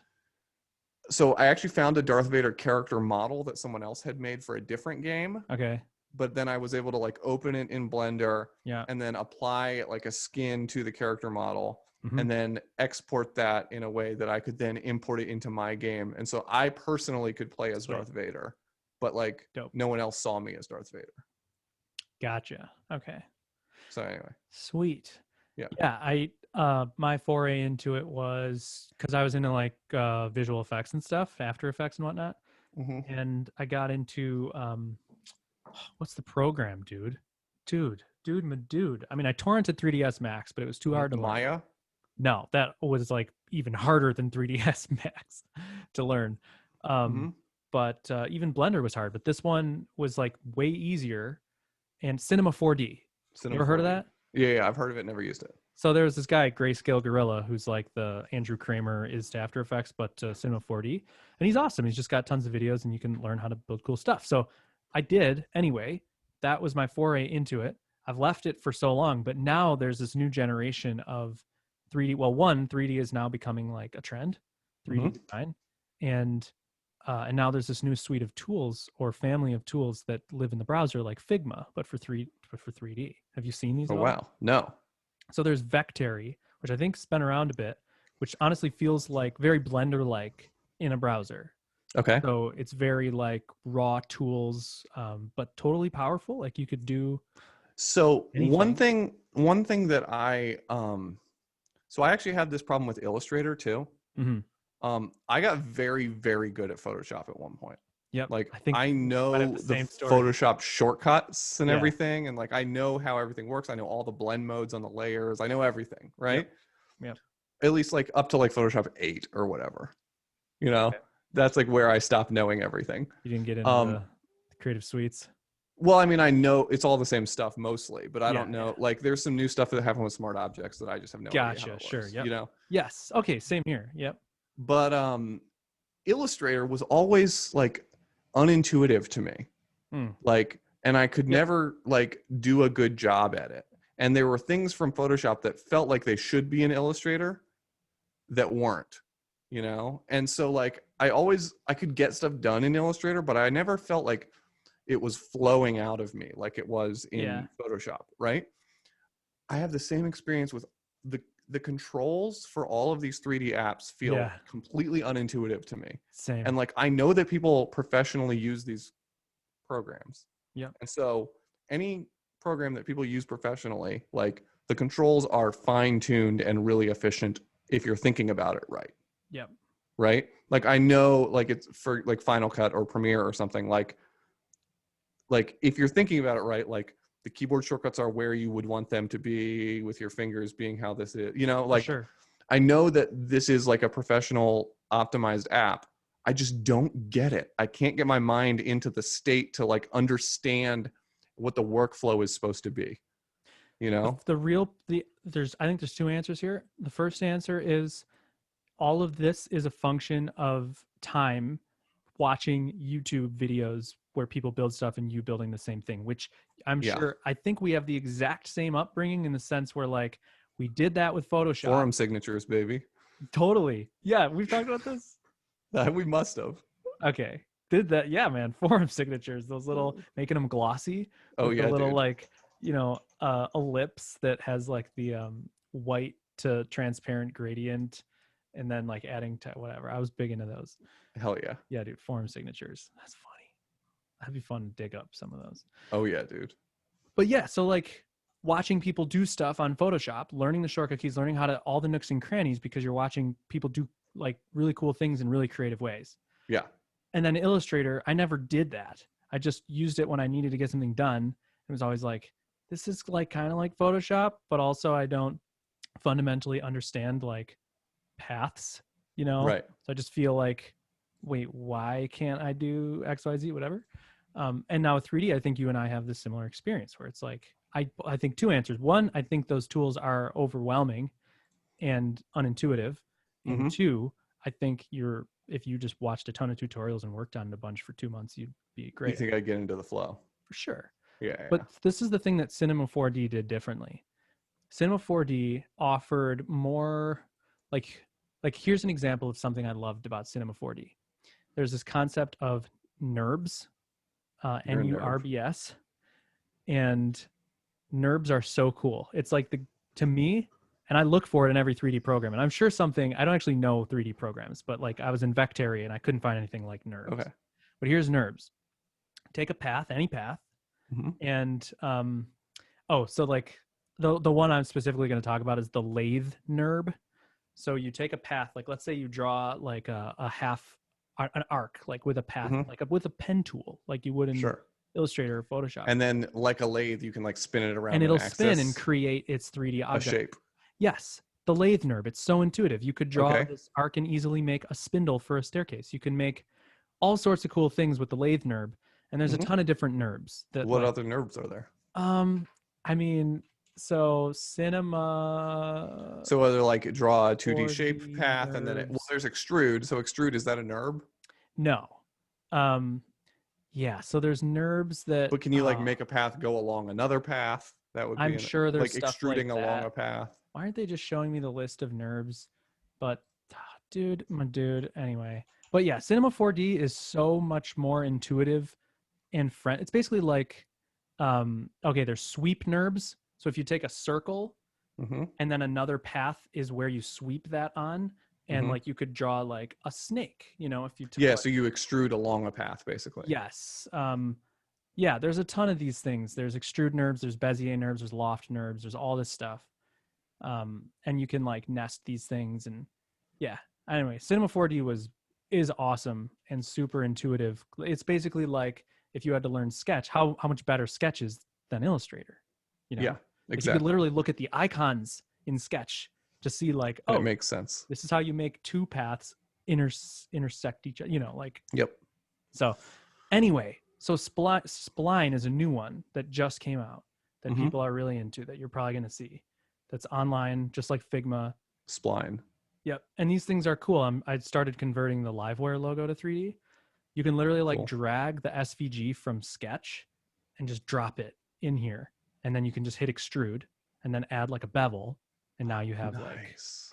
the body of a jellyfish in 3D that you That's can light cool. and everything. That's the workflow right there that I was missing when I first did 3D. Build SVG, stuff in extrude, Sketch bevel. Yeah. and then drag it into and use that as the baseline for To your work stuff. from. you Yeah, know? yeah. Don't just like That's start smart. from scratch in That's smart. the Yeah, 3D yeah. program. One thing I want to talk about very briefly, just as this is like a teaser for what's hopefully going to happen soon. I think I am going to tear VS Code down to bare metal and build it back again. What do you mean, like all my plugins, yeah, all my configurations, all my keyboard shortcuts? I'm getting rid of everything. I'm going with a fresh install of VS Code and building it back up from scratch. Do it. Something's wrong. A few things are wrong, and I'm having such a hard time identifying them. And like, I've disabled a bunch of plugins because like I had to get something to work, and then now other things aren't working. It's really bad. And like, it's because it's been years of just like building up configuration in this app, and like plugins updating behind the scenes and all this other stuff. And like, just, I'm feeling really unsettled in my VS Code environment right now. Yeah. And I don't like it at all. A nice thing, an easy thing you could do so that you don't end up like in a position where you committed bankruptcy, but like now you actually need to get some work done that day, and you didn't take the chance to. Yeah. So you can back up the insiders configs. build. What's the But insiders like build? the pure, like honestly, the way that you're gonna have the easiest time is the VS Code insiders build, which is just another like DMG or whatever that you can download. It's basically like the like Chrome Canary type thing. Like it's a okay, gotcha. Yeah, it's the like latest release. But it exists. Everything about it exists separately in parallel. So you start from a pure blank slate. So I could build up my new config on the insiders build. Yes. And that way I don't have to mess with my old config. Yes. Okay. That's what I did for the VS Code course. I first started by creating different users on my Mac, but like setting up a new user it's unmanageable. It was ridiculous. So I just used the insiders build as the playground to start from a pure place and like practice. Like, okay, if I install insiders, can I use my book to make a really nice VS Code experience? Yeah. So you should do that. Cool. Well, that's what I'm going to do. And I'm probably going to steal some things from your course, but I am, for the most part, like, I'm going hyper minimal here. And when I mean hyper minimal, I don't mean like I want minimal things on screen like what you did with hyper minimal. I mean, like, I'm going to modify default VS Code as little as possible. Ew. I mean, I feel you. There are certain things. I'm that way with extensions. Like that's what I mean. It's like as few extensions as possible. Yeah. And like really digging into, like, one thing I haven't done a lot of is like digging into the configuration options of the extensions. Yep. Like often I'm just installing an extension for one thing, but there's a bunch of other shit that rides along with it. Sure. And now I have all these new snippets that I don't want because like like Laravel IntelliFence or whatever that gives me this like really useful like bindings also gives me all these weird blade snippets that I don't want, you know? Yep. Just stuff like Dude, that. yeah, I have no Laravel specific extensions because Oh, it's so nice though in certain contexts. yeah, but it's not worth it to me in the context where it Well, is and worth sharing. that's I think what I'm driving at is like I need to figure out which of these plugins that I'm using are actually good. Because there's things that I know that I have that are not default, but I don't know which of my plugins gives them to me. Yeah. Right? Like I don't know which For plugin sure. I'm getting this from. So like I don't at this point have a clean mapping of like which benefits I'm getting from which plugins anymore. Yep. So I need to like burn it down and start over and add things one by one. And I think I'm at a point where I'm actually willing to say like, if there's a benefit I would get from a plugin and that plugin is open source and I don't want the rest of that plugin, I'm going to create a bespoke version of that plugin for myself that just doesn't have the stuff I don't want. Good for you. Just like horrible idea. Good for you. Really? No, I mean, in the sense that when, well, first VS Code's when plugin VS Code API updates is terrible. Yeah. Like, it's the worst development experience ever in terms of documentation. Sure, but if I'm just removing features from an open source plugin, that shouldn't be that you'll get bad. trapped. I guarantee it. You think? But go for it because you're a hacker. You can do it. Yeah. But the other problem is when there's an update and you have to update the thing and then you have to rebundle your thing and publish it. It's just not a great experience. Yeah, but I mean, you could try it. But really, Decol, I applaud and acknowledge the want to do something from scratch on your own. I get it. I feel the same way. But just know that you made a good course about spent it. a lot of freaking time. I already bought the course too. Like I already. Well, here's the thing. And I've read a lot of it, and I've talked to you about it. Like, don't even worry about like to reduce the mental overhead for you. Mm-hmm. This is what I need you to at least promise me you'll do this part. Yes. Open the settings file. Open my settings file. That's it. Like, and browse around. Key bindings file would be a bonus, but literally. Well, I already. So there are things that are non-negotiable for me, and many of them are key bindings that I got from you before you made a course. Yeah. Okay. Right. So like those key bindings are non-negotiable for me. Those are coming with me for sure. Yep. This settings file and key bindings file, there's doc blocks for every section. The lines are like every line is shorter than the one before it. Like it's like a lot of care went into those files. So at least reference them because you might be like, oh, sick. This whole block is just for this thing, you know? Yeah. And they're very lightweight. Like really, it's a lightweight experience. But cool. But yeah, anyway, I think my main problems are not the problems that you address in your course. Although so I think most of the settings from your course are generally what I want, you know? Mm-hmm. My particular thing is like having to do with like PHP and Laravel stuff right now. Like, yeah. That's the place where and I'm basically like apart. Do IntelliFence and the importer plugin. Yeah. And then nothing else. But there's other stuff I want. Yeah. Anyway, it's a whole thing. Like there are snippets I want, and there's snippets I sort of at this point depend on with muscle memory. Okay. You can always create your own snippets. I know, but I have these snippets, and like when I want to make a new public function, I type fun and press enter. Yeah. Right. Yep. And it does public function, but it has it has tab points at public, the name of the function, the arguments, and then there's like a / code that is in the middle of it. Yeah. I don't know what plugin is giving me the snippet, but I've had it for a long time and it's muscle memory now. I know how many tab points there are. I know where they are. Make the snippet yourself. So I'm going to. That's the thing. These are the types of things where I'm like, okay, I need to figure out what it is that I depend on from these plugins. Extract the things that I can do myself so that I can get rid of all these plugins. If fun is just part of IntelliFence. Like if I'm in a PHP file, type fun and tab. And I'm in there and then I do fun. Ha! Yep. Is that just IntelliFence? Yeah, I use Met, which is my own version of it, but that's basically the same thing, same tab points except for public. I don't have a tab point on public. Oh, cool. But so for more of your helpfulness, if you care, although it's not hard, I do include my snippets file in the course, Cool. which has the function snippet. So you can like just copy and paste it, and then there's the tab points, and then now you know how to add tabs, points, places, you know. But yeah, interesting, fun. Yeah, the only bummer about fun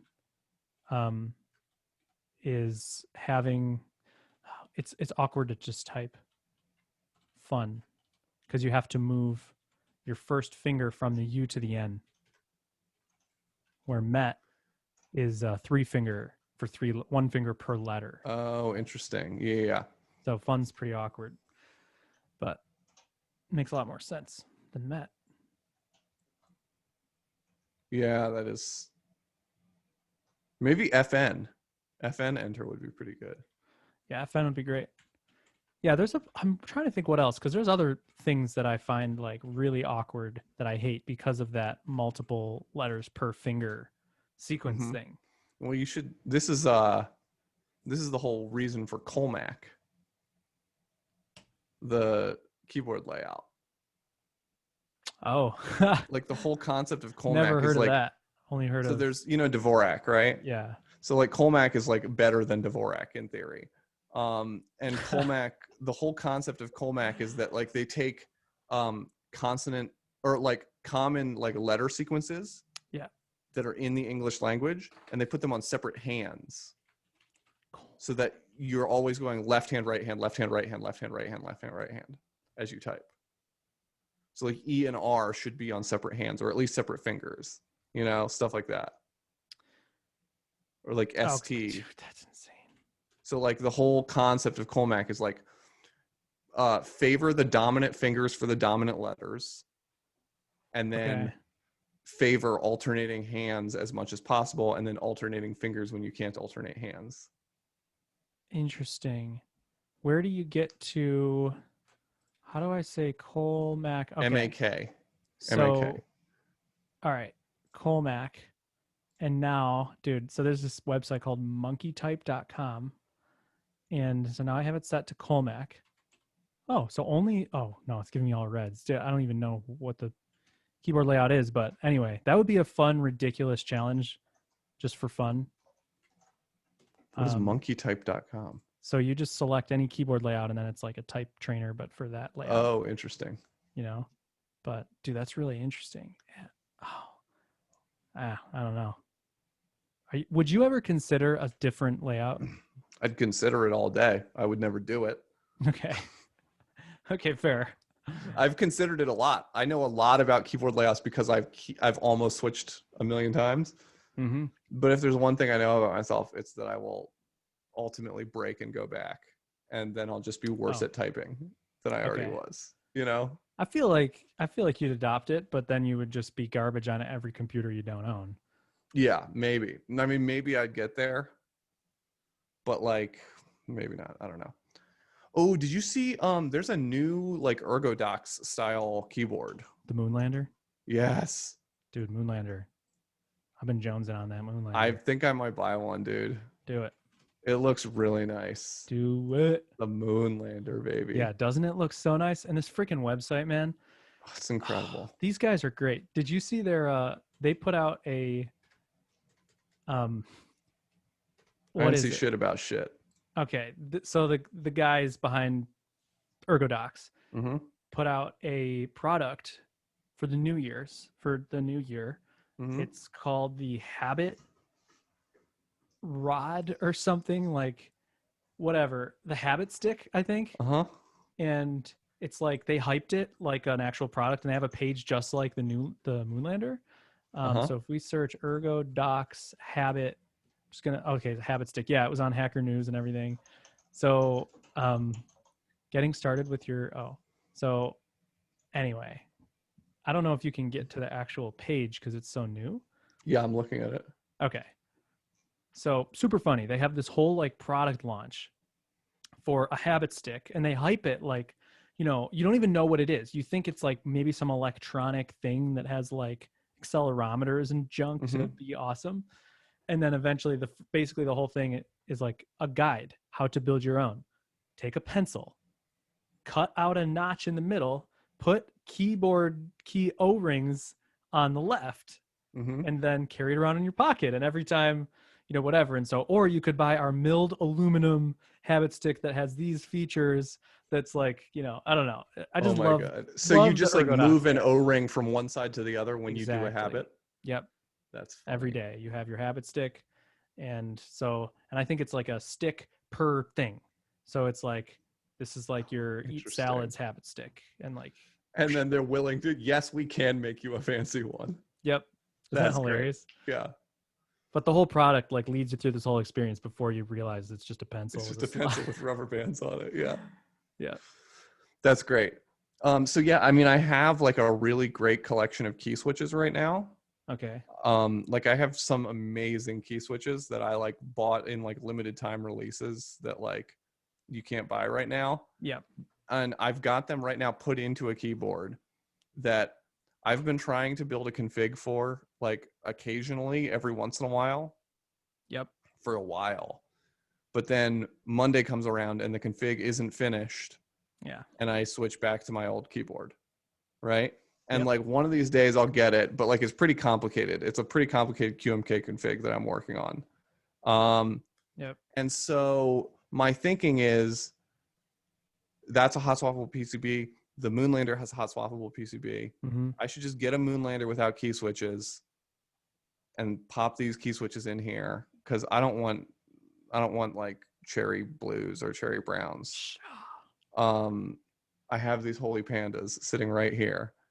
And so I'll get the holy pandas and I will put them in the Moonlander and then I will have a sick keyboard. Sweet. Get it. So that's my I want to thinking. know the review so that I can get it if it's good and not if it's not. Yeah. Yeah. It looks awesome. It looks great. amazing. Daniel, I'm tired and hungry. And Me too, dude. So hungry. Let's just freaking cue the outro. We don't have outro music to play for YouTube. Very quick thing. I'm not even going to say anything past this. Don't respond or the podcast will be longer. I went to the dentist. They did some work. They put a temporary crown on. My temporary crown mysteriously disappeared. Must have gotten stuck in some your food poop every day. And I ate it. I ate my temporary crown for 3 days. I called the dentist. They were like, "Oh, don't worry about it. Coming on Thursday." For 3 days, my mouth hurt so bad. If I drank anything, if I did anything, I had massive pain from my tooth because temperature sensitivity. Because it's just like a raw exposed tooth. But they're like, you got to keep it brushed. So I have to like brush. An open wound. Extreme pain. Went back to the dentist on Thursday. Got a new temporary crown on. Been drinking water like a boss. It feels great. Yeah. Full crown coming February 2nd. Did you see the crown in your stool? No. Dude. I don't check my stool that hard. You need to. You know? This is a funny story. My brother, so I inhaled a thumbtack when I was a kid. and it got really close to my lung passage. My brother, we had bunk beds. He dropped a thumbtack. Whatever. I inhaled it. And it was in my lung passage, whatever. I was in the hospital. There was tubes and doctors and surgery and days and whatever. A week later, my brother swallowed a quarter, but he thought it was like a dime or something. My dad, having just been in the hospital for days with me, was so angry he whipped his sunglasses at the car seat and broke the sunglasses on like a cushioned car seat.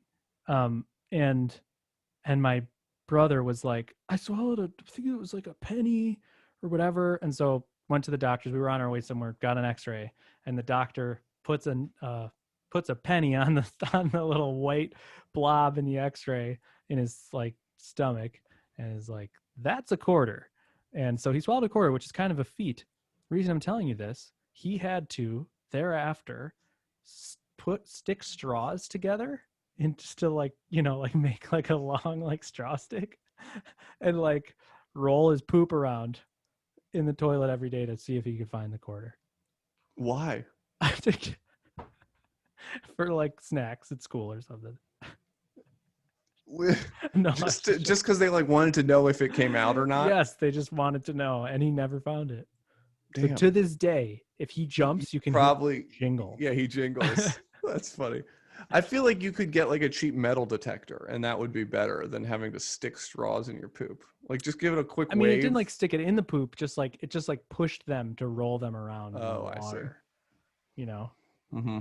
So to this day, he still searches with straws. You might walk in and be like, "I told you to knock." He's sitting there with straws. Gross. You know what I mean? Mm. Okay. That's all. I know you told me not to respond, but hey, come on. And yet you did. And yet I did. Hey, so I'm gonna cue the outro music, and you sing the outro music because YouTube doesn't have the. Okay. Okay. Cue the outro music now. Bump. Bono. Bono. Dono. All right, and now I stopped recording on this YouTube channel. Bye, YouTube. Bye, YouTube.